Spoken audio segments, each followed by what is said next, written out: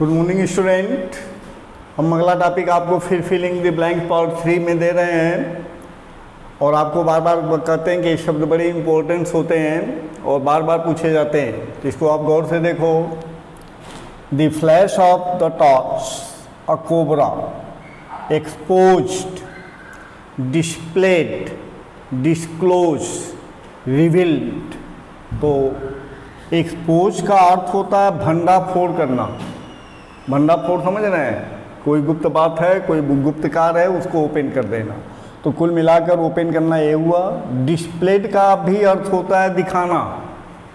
तो जब कोई व्यक्ति किसी कार्य को प्रदर्शित करता है तो डिस्प्लेड होता है। डिस्क्लोज्ड का मतलब ओपन करना।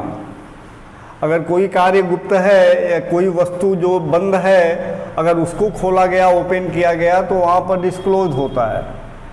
और रिवील्ड माने व्यक्त करना।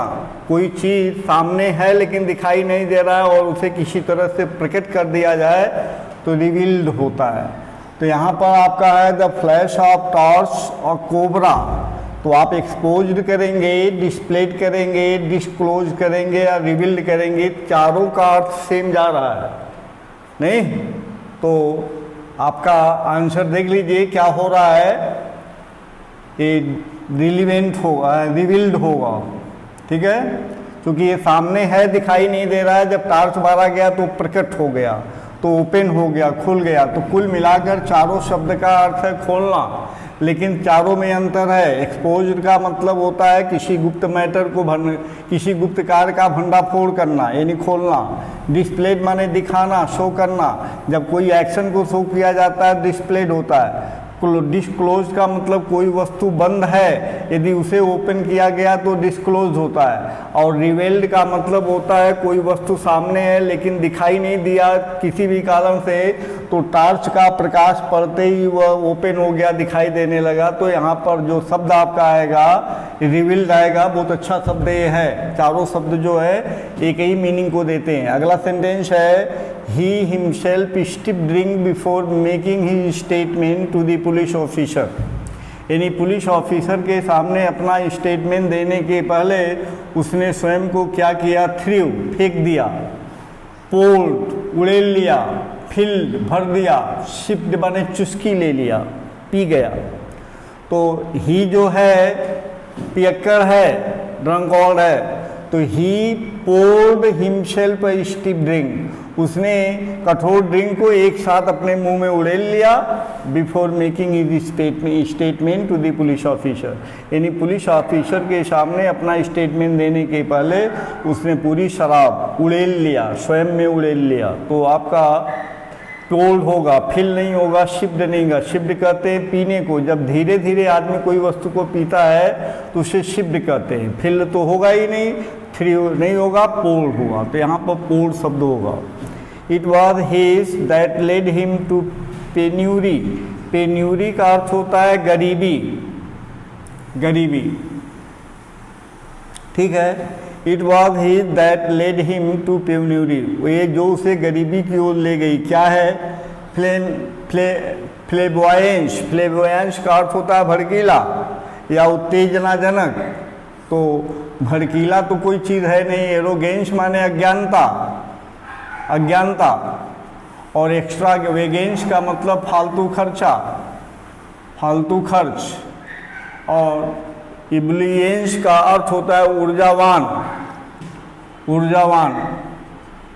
तो आपका क्या बना यहाँ पर, it was he that led him to penury. तो अर्थ दे रहा है कि ये उसकी फालतू खर्च था जो उसे गरीबी की ओर ले गया। तो यहाँ पर एक्स्ट्रा वेगेंट शब्द आएगा। अगला शब्द है Gita was known to be a so nobody interested any important work to हर।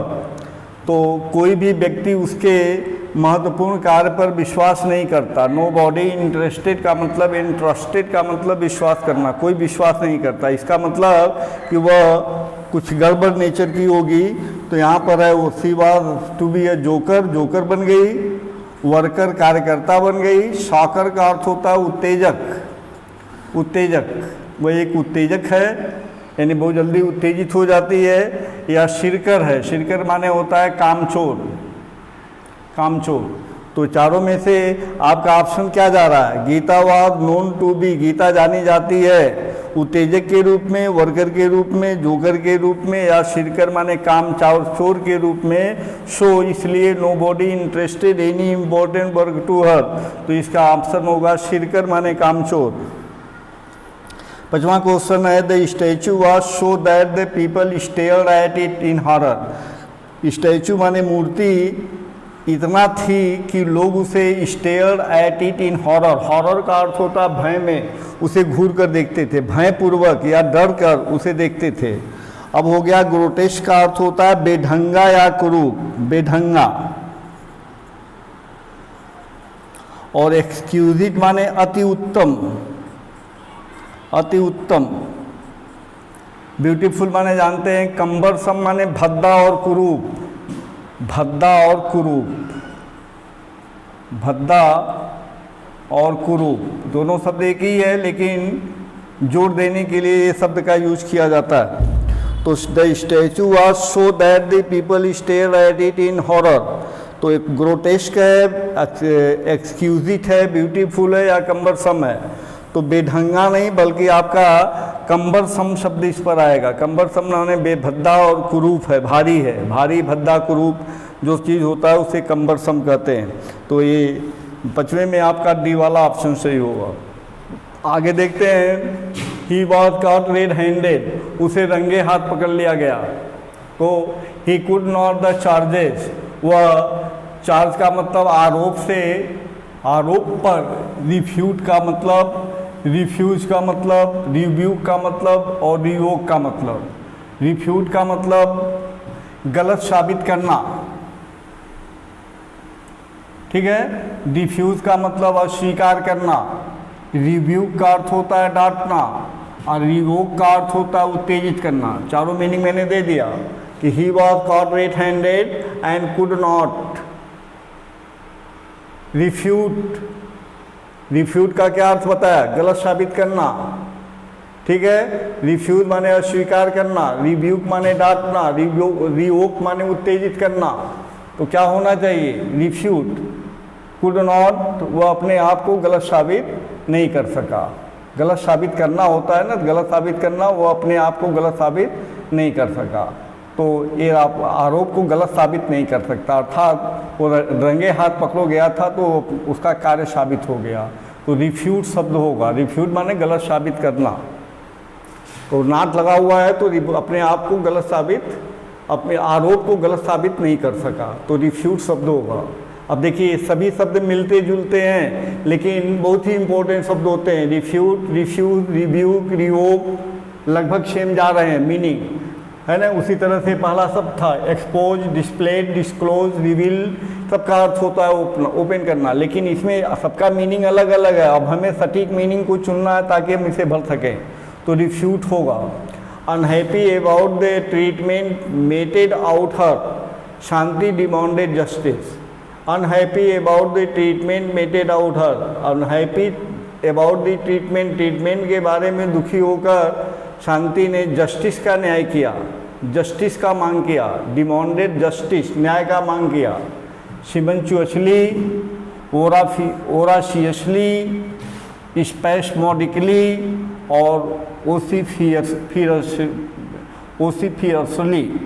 इसका अर्थ होता है कोलाहलपूर्ण, कोलाहलपूर्ण। और ओराशियसली का अर्थ होता है भुक्खड़ रूप से, भुक्खड़ रूप से, यानी बहुत अधिक भूखा होकर। और सिमंचुअसली का अर्थ होता है शानदार ढंग से, शानदार ढंग से। और स्पैस्मोडिकली का अर्थ होता है रुक रुक कर होने वाला कार्य, रुक रुक कर होने वाला कार्य, राइट। तो यहाँ पर है unhappy about the treatment mated out her, treatment से अप्रसन्न होकर, मेटेड आउट हर जो उसे दुखी कर दिया। शांति डिमांडेड जस्टिस, तो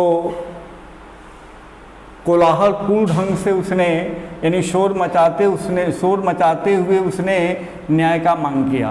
तो आपका ओसिफियसली शब्द यहाँ पर उचित होगा। ठीक है, मीनिंग समझ में आ गया। सम्चुअसली का अर्थ होता है साधारण ढंग से, तो शानदार ढंग से उसने जस्टिस का न्याय किया। भूखरपन से जस्टिस का न्याय किया। रुक रुक कर होने वाला कार्य तो हो नहीं सकता।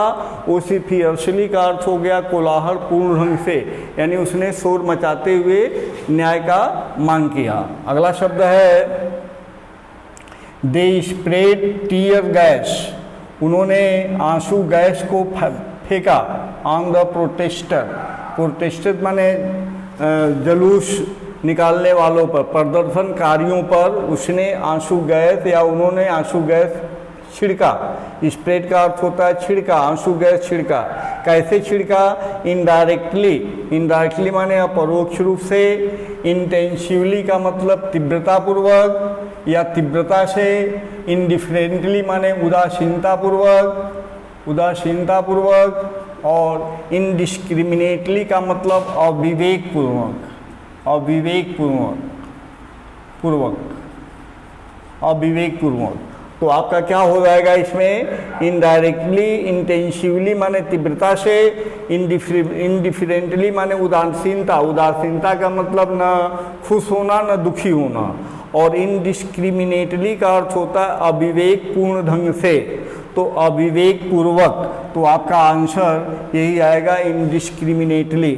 अगला शब्द है, अगला सेंटेंस है 10वां sentence, we are happy to admit स्वीकार करना, एक्सेप्ट माने स्वीकार करना, और एक्नॉलेज माने स्वीकार करना, रिस्पॉन्ड माने उत्तर देना। ठीक है, तो यहाँ पर सभी शब्द एक जैसे लग रहे हैं। तो जब किसी के द्वारा किसी भेजे गए किसी वस्तु को स्वीकार किया जाता है, रिसिप्ट किया जाता है, तो उसके लिए एक्नॉलेज शब्द आता है। किसी के कहे हुए सलाह को या बात को अगर एक्सेप्ट किया जाता है तो एक्सेप्ट शब्द का प्रयोग होता है। और एडमिट, जब कोई व्यक्ति अपने कार्य को, बुरे कार्य को अच्छे कार्य को स्वीकार करता है तो वहाँ पर एडमिट होता है।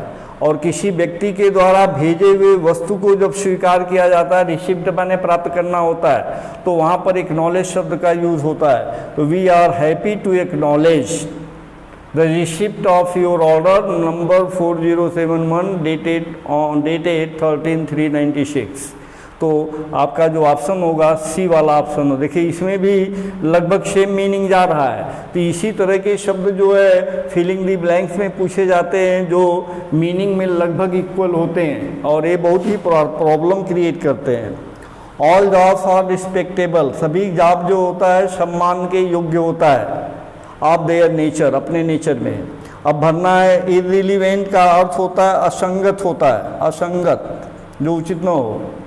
इमैटेरियल का अर्थ होता है सारहीन, तत्वहीन, तुच्छ, सारहीन। इररिस्पॉन्सिबल, इररिस्पॉन्सिबल का मतलब होता है लापरवाह, इररिस्पॉन्सिबल लापरवाह, लापरवाह। और इररिस्पेक्टिव का मतलब होता है लापरवाही से, लापरवाही से। तो आपका आंसर इसमें क्या जा रहा है? All the jobs are respectable of their nature. असंगत होता है, सारहीन होता है, इररिस्पॉन्सिबल लापरवाह होता है या अनुत्तरदायित्व होता है, और इररिस्पेक्टिव, देखो ये दोनों शब्द यहाँ पर एडजेक्टिव हैं। और रिस्पॉन्सिबल, रिस्पेक्टिव, मटेरियल और रिलीवेंट, रिलीवेंट माने संगत, और रिलीवेंट शब्द में आई आर प्रीफिक्स लग कर ये उसका अपोजिट बन गया। मटेरियल में आई एम जोड़कर उसका अपोजिट बन गया।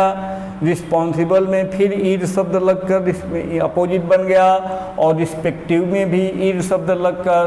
तो ये जो ईर शब्द लग रहा है, आई आर पहले शब्द के पहले लग रहा है, ये है प्रीफिक्स, और इन्हीं प्रीफिक्स के द्वारा अपोजिट बनाया जाता है। तो आपका आंसर हो जाएगा चौथा, इररिस्पेक्टिव। इररिस्पेक्टिव माने लापरवाही से, यानी परवाह न करते हुए, ऐसा आप अर्थ कर लो, परवाह न करते हुए। ठीक है, तो आपका चौथे का आंसर डी होगा। तो ये आपका फिलिंग द ब्लैंक्स है, आप इसे देखिए। अगर पसंद आता है तो शेयर और सब्सक्राइब जरूर करिए। ठीक है, धन्यवाद।